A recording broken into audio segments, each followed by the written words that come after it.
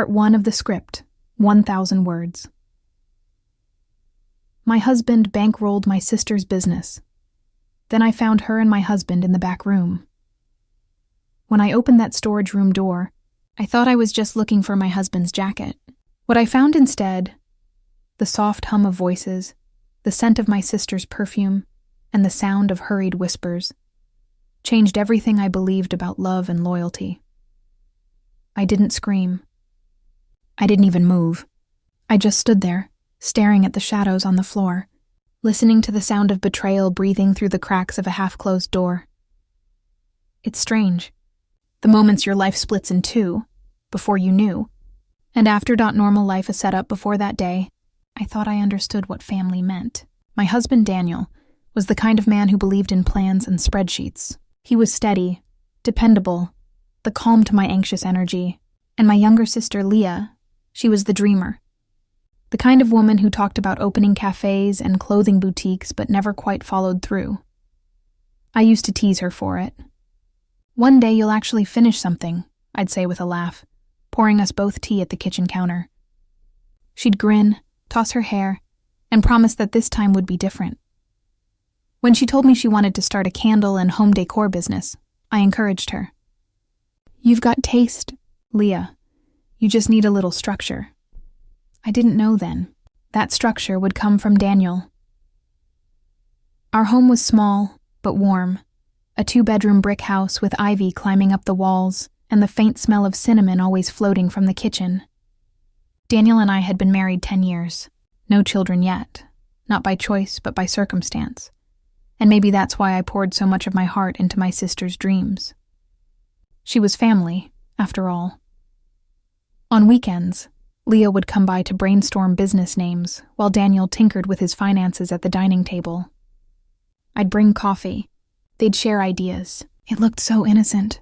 I remember the way Daniel smiled at her enthusiasm, how he'd say, "You've got real potential, Leah." It made me proud. Proud of both of them. Proud that my husband believed in my sister when no one else did. The first clue, suspicion, the first crack appeared one Tuesday night, almost invisible. Daniel came home late, later than usual. He smelled faintly of vanilla and sandalwood. I thought maybe he'd stop by the candle shop Leah rented downtown. When I asked, he said, "Yeah, I helped her move some boxes. She's doing great," I smiled. "That's nice of you." But something in his voice, a softness I couldn't quite name, stayed with me. Over the next few weeks, Daniel became more invested in Leah's business than in his own work. He'd take phone calls in the living room, murmuring about projections and supplier delays. Sometimes I'd catch him smiling down at his phone, and when I'd ask what was funny, he'd say, "Just Leah stressing over inventory again. It didn't feel like anything to worry about." Not yet. Then Leah started canceling our sister nights. "Too busy," she'd text. Or, "Daniel's helping me with something important." Daniel's credit card bills began showing new charges, craft suppliers, rental fees, even a coffee machine that never appeared in our house. When I asked, he brushed it off. "Investment support," he said. "We'll get it back once she's profitable." And maybe that should have been my first red flag, that we were now part of her business. Still, I wanted to believe the best. Daniel had always been generous. Leah had always been impulsive. It made sense that he'd step in to guide her. But one evening, I caught them laughing together in our kitchen while I came home early from work. Their laughter stopped the moment they saw me. Leah tucked a strand of hair behind her ear and said, "Oh, hey, we were just testing candle scents." I remember the candle burning on the counter. Lavender and honey. I can still smell it when I think of that night. A week later, I dropped by Leah's store unannounced, bringing her a sandwich for lunch. The shop smelled wonderful, floral, soft, expensive. She looked startled to see me. "You should have called," she said quickly, sliding her phone into her apron pocket. Daniel's jacket hung on a chair by the register. I stared at it. "Daniel was here?" "Oh, yeah," she said too fast. He helped fix the cash register. The next day, Daniel came home wearing the same jacket, only now it smelled like jasmine and melted wax. I told myself not to be paranoid. but it's hard to quiet a voice once it starts whispering, "Something isn't right." That voice grew louder when Daniel started guarding his phone like it was gold. At night, he'd place its screen down on the bedside table. One morning while he showered, a message lit up. "Leah, thanks for last night. Couldn't have done it without you." My heart slammed against my ribs. I stared at the screen, frozen. When Daniel came out of the shower, I asked, gently, too gently, "What was Leah thanking you for?" He barely blinked. "Inventory stuff. We worked late." He kissed my forehead and went to work. I sat on the bed for an hour, holding his pillow, breathing in that same faint smell of vanilla and wax. And that's when I knew. Whatever was happening between them wasn't just business. That night, I told myself I'd find proof. Not to accuse, not to destroy, but because I needed truth. Truth, I've learned, is never kind. Part 2 of the script, 1,000 words, the discovery, betrayal. The following Saturday, I told Daniel I'd be visiting my aunt across town. Instead, I parked 2 blocks from Leah's shop. It was raining, that light, stubborn drizzle that makes everything smell like wet concrete and old secrets. From across the street, I could see the open sign glowing faintly through the glass. Inside, shelves lined with candles flickered gold in the dim light. But what caught my eye wasn't the candles. It was Daniel's car parked behind the shop. My stomach turned. He wasn't supposed to be there. He'd told me he was helping a client move offices that morning.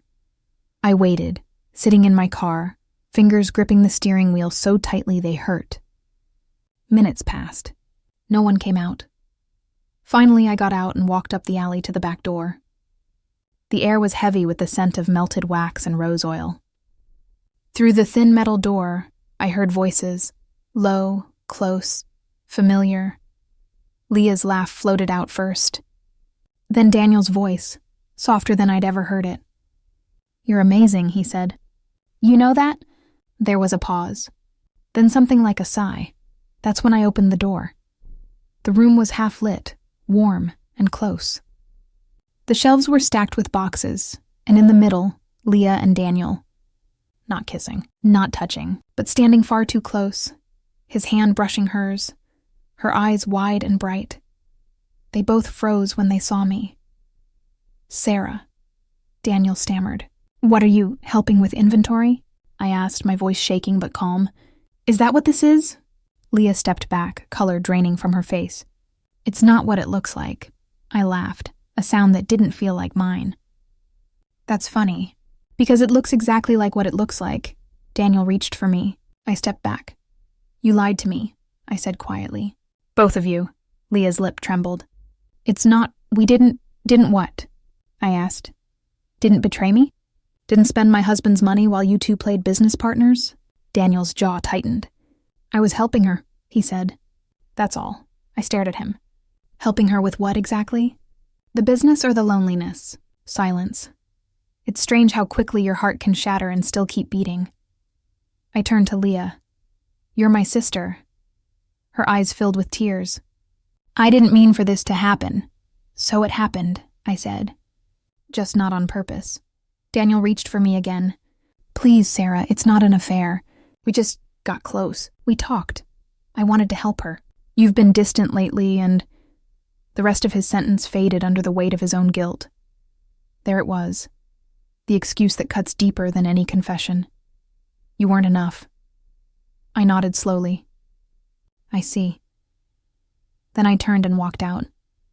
Outside, the rain had stopped, but the air still smelled like it.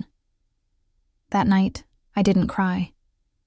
I packed a small bag, drove to a motel near the highway, and sat there in the quiet hum of the air conditioner. When Daniel called, I let it ring. When Leah texted, I turned off my phone. I needed silence, the kind that helps you hear your own thoughts again.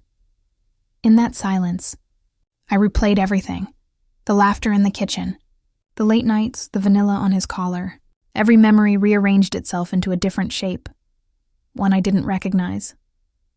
By morning, I knew I couldn't pretend it didn't happen.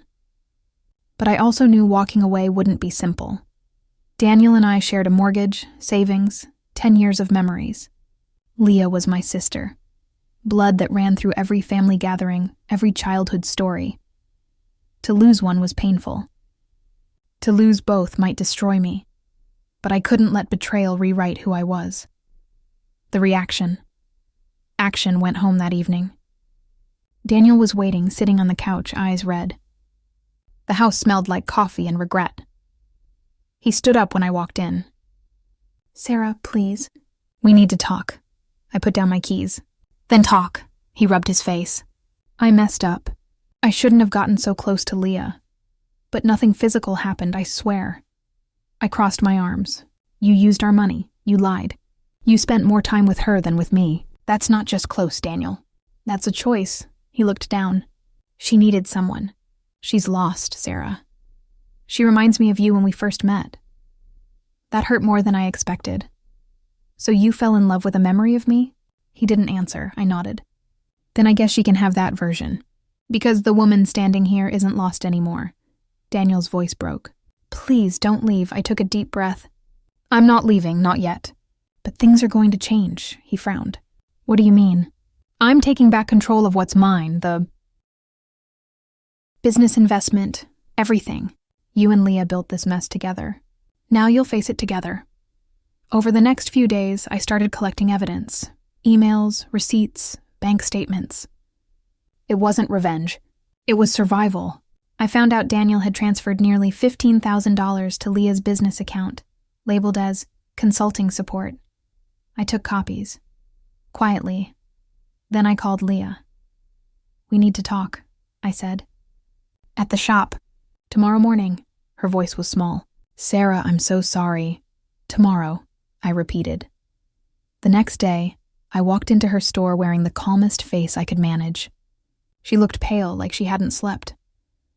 "Before you say anything," I said, "I want the truth. All of it." Tears welled up in her eyes. "It started with the business. He was helping me. He believed in me when no one else did. And I got attached. It wasn't supposed to go this far." I nodded. "But it did." She wiped her eyes. "Yes, but I swear, Sarah, I didn't want to hurt you. I felt seen." I exhaled slowly. "You felt seen by my husband. And what did you think that would make me feel?" She couldn't answer. I set the folder of bank statements on the counter. "You're going to pay back every cent he gave you. With interest. And you're going to tell our parents why the business is closing. Because it is." She looked at me in horror. "You're shutting it down?" "Yes. Actions have consequences, Leah." She covered her face and sobbed. I didn't comfort her. For the first time in my life, I didn't rush to fix things. I simply turned and walked out. That night, I moved Daniel's things into the guest room. He didn't argue. Sometimes silence is the only apology that means anything. Part 3 of the script. 1,000 words. The public consequence for a few days. The house felt like a waiting room. Quiet, tense, full of things unsaid. Daniel would make coffee in the morning, place a cup on the table for me, and leave without a word. I'd sip it anyway, not because I wanted to, but because routine was the only thing holding the walls upright. Then came the call from my mother. "Sarah," she said, her voice tight. "Leah told us everything." I closed my eyes. "Everything?" "She said Daniel helped her financially, that you were upset. But she made it sound like you were overreacting." Of course she did. Leah had always been the golden one, the youngest, the delicate one who needed protecting. "Mom," I said, steady but cold. "She took advantage of my husband, my marriage, and my trust." "That's not a misunderstanding." There was silence, then a sigh. "You girls have to fix this. Family is family." I almost laughed. "Yes, Mom, family is family. That's exactly why this hurts so much." I hung up before my voice could break. The next day, I went to the bank. I withdrew the last of our shared savings and moved them into a private account. Daniel didn't protest. He just nodded, eyes hollow. Later that week, Leah's store sign came down. She couldn't afford the rent without Daniel's money. Not that she tried to. Word got around our small town faster than wildfire. Sarah's sister lost her business. Something about money and a married man. People guessed. They whispered. When I went to the grocery store, I could feel the glances following me down the aisles.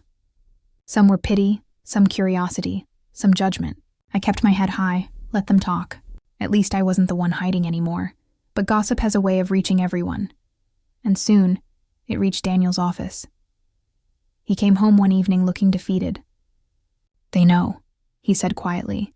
"Someone told HR that I was funding my mistress's shop." I met his eyes. "And is that not true?" He swallowed hard. "She wasn't my mistress. No," I said. "Just my sister." He flinched. That night, he packed a bag. "I think it's best if I stay with my brother for a while." "Do what you need to," I said. He paused at the door. "Are you ever going to forgive me?" I thought for a long moment before answering. "Forgiveness isn't the problem, Daniel.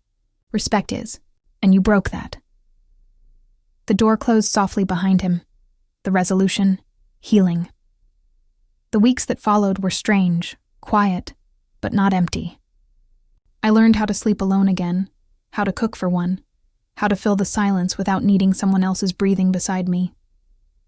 I started painting again, something I hadn't done since college. At first it felt awkward, but soon the colors began to mean something. Reds for anger, blues for grief, yellows for the moments I didn't expect to smile but did. Leah called once. I didn't answer. Then she sent a message. "I'm sorry, Sarah. I know sorry isn't enough. I'm going away for a while. Please take care of yourself." I read it twice, then deleted it. Not out of hate, but out of mercy. For both of us. Some nights, I'd catch myself remembering old times. The three of us laughing over dinner. Leah teasing Daniel about his cooking. The sound of shared joy before it curdled. It's easy to miss the people they used to be. Harder to admit they may never come back. But life, as it does, kept moving. One afternoon, I stopped by the same cafe where Leah once dreamed of selling her candles. I ordered tea and sat by the window, watching the rain slide down the glass. A woman at the next table smiled at me. "You're Sarah, right? I used to buy candles from your sister's shop." I hesitated. "Yes." That was her. "She had talent," the woman said softly. "But you always seemed the strong one." I smiled. A small, grateful smile. I had to be, and it was true. Strength wasn't something I chose. It was something I built out of pieces they left behind. Months passed. Daniel called once in early spring. "I've been in therapy," he said. "I'm trying to understand why I let things get so far." I didn't interrupt. "I miss you," he added. I looked out at the blooming trees outside my window. "I hope you're learning," I said. "I am too." We ended the call with no promises, just quiet understanding. I wasn't sure what forgiveness meant anymore. Maybe it wasn't letting someone back in. Maybe it was finally letting go of the version of yourself that kept waiting for them. By summer, I decided to sell the house. Too many ghosts in the walls, laughter, lies, silence. I found a small apartment near the coast, where the air smelled like salt and morning coffee. On moving day, I stood in the empty living room and whispered, "Thank you," to no one in particular. For the pain, for the lesson, for the strength I didn't know I had.